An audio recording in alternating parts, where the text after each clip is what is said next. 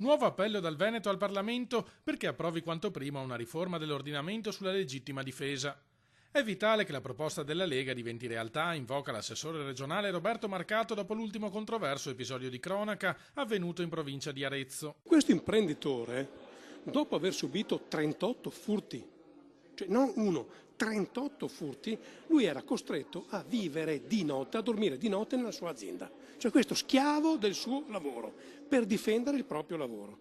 Per l'ennesima volta che entra in casa 2 rapinatori, lui prende cosa, ne ammazza uno. Ragazzi, ma cosa... Cioè, e se questi stava a casa ne moriva, voglio dire, adesso lui è indagato per eccesso di legittima difesa. Non c'è mai eccesso di legittima difesa. Nel perimetro di casa mia io ho il dovere di difendere me stesso e la mia famiglia da attacchi sconsiderati di belve che entrano a casa mia con tutto quello che ho. Punto. E quella legge che noi andremo ad approvare a gennaio dice esattamente questo. La nostra proposta, sostiene Marcato, fa una cosa molto semplice e assolutamente necessaria: distingue in maniera chiara la vittima dal carnefice.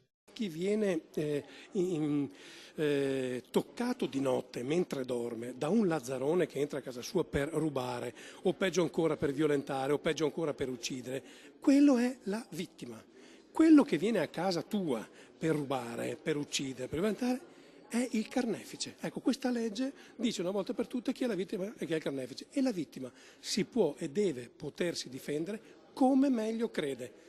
Se poi qualcuno ci rimette una gamba, un orecchio, un occhio, la vita, cioè ragazzi, se te fai l'idraulico, se fai l'operaio, non hai questo rischio. E stai a casa tua e non fai il lazzarone.